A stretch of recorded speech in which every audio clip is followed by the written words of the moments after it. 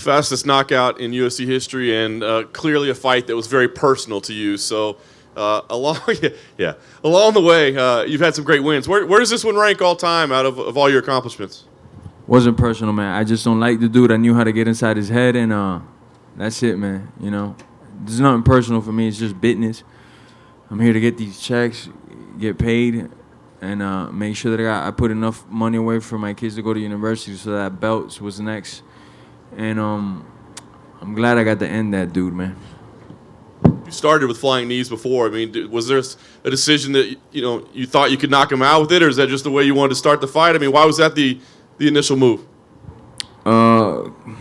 He's so predictable, man. He's a scrub. But a part of me just wanted to throw it out there so he knew, like, if you do shoot like an idiot, like you only know how to, your head's going to get clipped, and that would put the brakes on him, and then I'd beat him up for 14 minutes and 30 seconds and execute him. Or, he took the bait. I put my hands behind my back. He probably thought we were going to fucking patty kick it up or something. I don't know. But he walked right into it, I saw some criticism. People say the punches weren't really necessary. Maybe they were super necessary. Why were they necessary? What do you mean, why were they not necessary? Because he was already knocked out at that point. But the referee hadn't pulled me off. And my job is to hit somebody till the referee pulls me off. So to those people, I would say maybe don't watch him and may go back to soccer.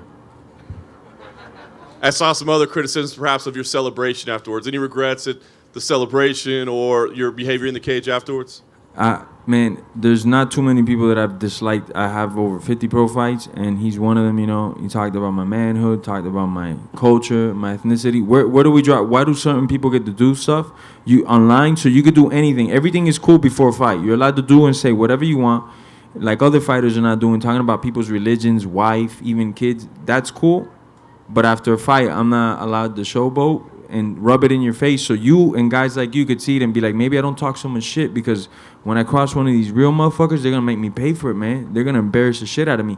And it's not over for Ben either. He still has to deal with me. If I see him at Whole Foods, I'm going to still slap that dude up because I don't like him. And last thing for me, I know after the last fight you thought, I'm going to get the title shot. You didn't. You took this one. Why now do you believe the title shot will be yours? It should have been mine, like you said, but, I don't know. I'm not going to sell my soul, man. I know they go around sometimes, telling, oh, you got the title shot, or you, and then see who gives them the best deal. I want to get paid for my services. I think I bring a very real thing to this fighting thing, and that's just baptizing people. I'm not God, but I'm putting motherfuckers in another planet when I'm done with them. Jorge, on Thursday you told the schmo, I'm right over here, you had the head buster, the rib cage destroyer, and the kneecap defibrillator. Is it safe to say you gave Ben Askren the head buster? He got the head buster with no longer with us clavicle. He got all types of shit. Then he got those punches to the face, because I thought he was gonna get up. You said you want a title shot next. How soon do you want to get in the octagon with Kamaru Usman? It could be tomorrow. I'm ready. As you see, I know they said I was in a fight. The rumors are saying that I was in a fight, but I wasn't. A fight is usually longer than 5 seconds, so I wasn't in a fight. No injuries. I'm ready to go tomorrow. Lastly, from me, did that go exactly how you expected it to go?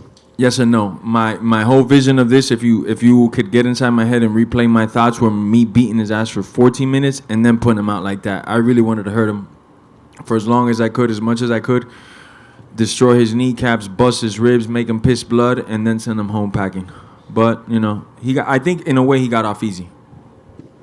Jorge in front. Congratulations. Thanks, sir. Did you see anything from what Robbie Lawler did in that fight that led you to feel like he would be vulnerable to that move tonight? Not just the Robbie Lawler fight, his whole career. He's always like, his face is a magnet to crotches. And if you want to try to touch my crotch and you're a dude, there's a heavy toll to pay, man. There's a heavy toll. This crotch ain't for dudes. And where did you get the dislike for him in the first place? Was it when he came into the UFC, or was it even before that?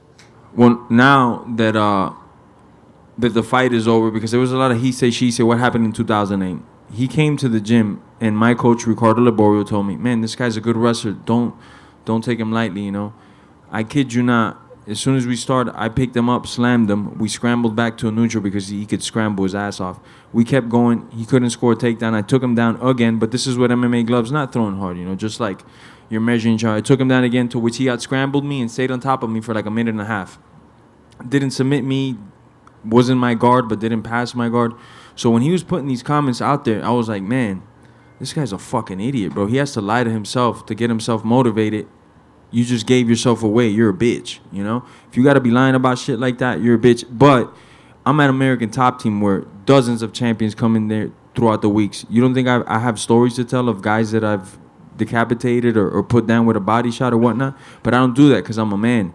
And we got a code in the gym. This is where we work and we sharpen our tools and then we display them to the world. He doesn't have those ethics and guidelines. So just from that alone, I was already like, man, he's a weirdo. And then on top, after the wrestling practice, he came by and tried to do some corny-ass joke. And it was like me, maybe Jay-Z, Cavalcante at the time, somebody else. We just looked at him like, man, you could just introduce yourself. You don't got to be a fucking idiot, And since that moment, I never liked him. And lastly, for me, you have over 50 fights, as you mentioned. Do you think that you're better suited to be a champion now than you would have been when you're young because you're more mature, you've had more experience in the fight game, and you know better what it takes than maybe you did 5, 8 years ago when you were maybe more physically talented but not as experienced?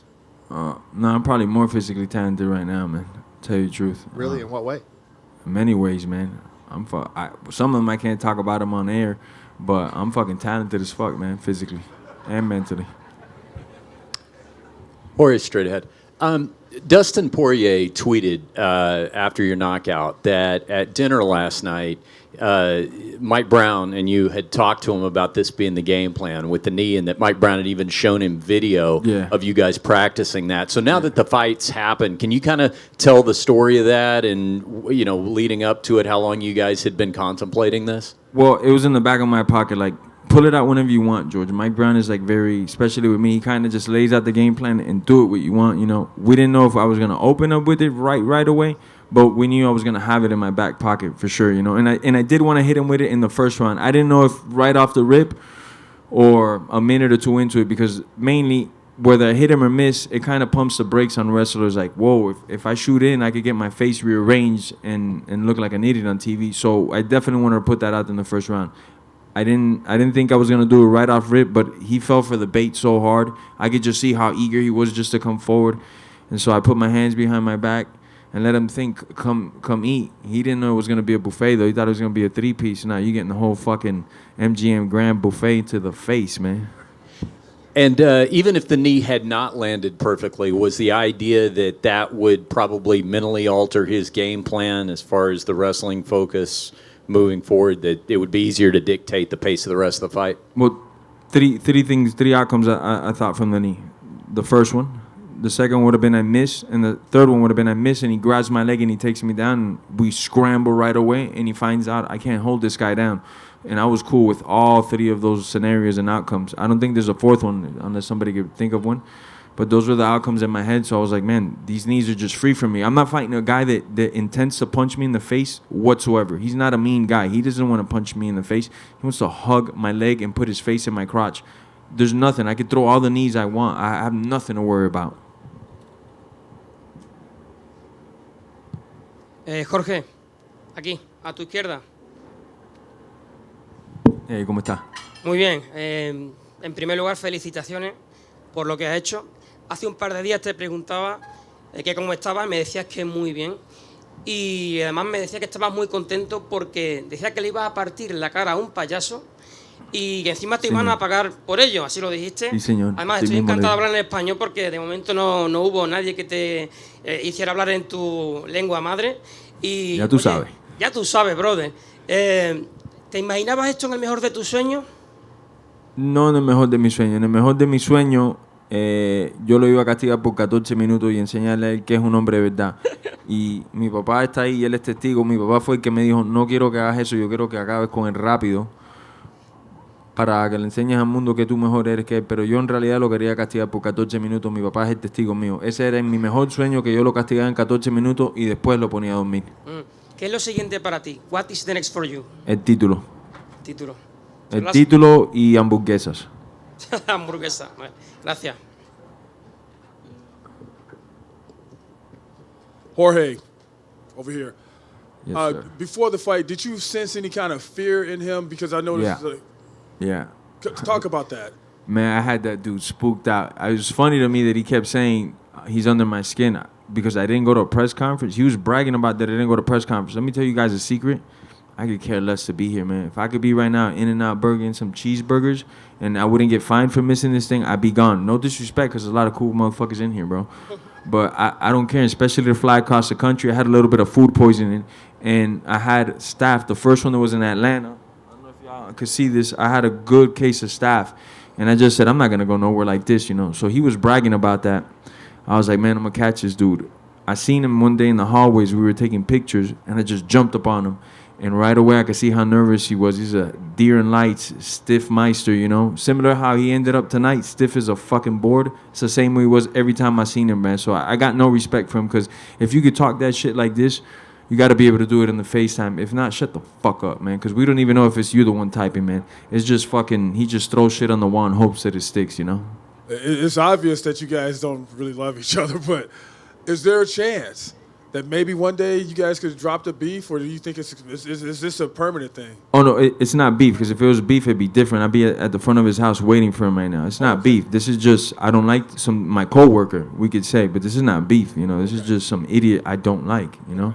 But my job, thank God, you guys got to be jealous of this for me. I get to punch the coworkers I don't like in the face.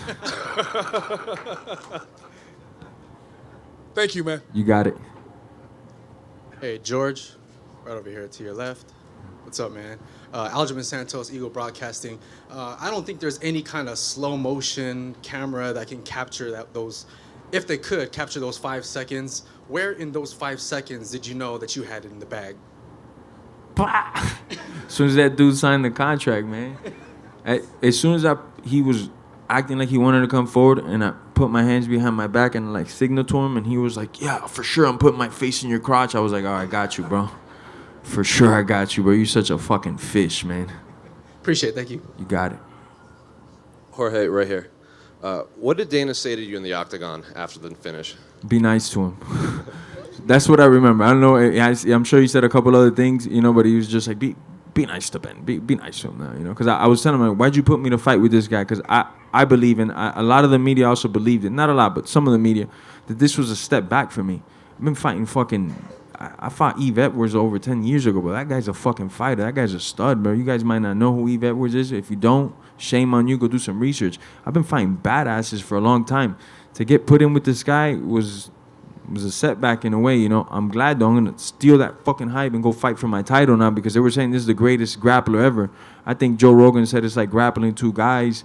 All the media was behind this guy. He's fucking 38-0 or whatever the fucking bullshit record he has. You know, so he's obviously something in the grappling community. But to me, as far as fighting goes, he doesn't rank in my top 10 victories. And then at Media Day, I brought up the fact that Dana said he wanted to build a PI in Puerto Rico, and you said... I'm gone. Yeah, and you said I'm gone. Puerto Rico, here I go. Did you talk to Dana about that? You said you wanted to meet with him. Dana ain't talked to me about that. He might be a little mad I did his boy Ben like that, man. I know those two are real close. What happens if Colby wins next month? How do you determine who gets the title shot? How do you figure that out? I don't know who if that's Dana, if that's Hunter, if that's Sean Shelby. I don't know of them who does it. But I think my body of work speaks for itself. If you want sheer violence, you know who to call. If you want other shit, man, fucking guys going to press conferences on time and posting on their shit, then you know who to call, man. But if you want somebody who's going to give you this fucking violence, you know who to call.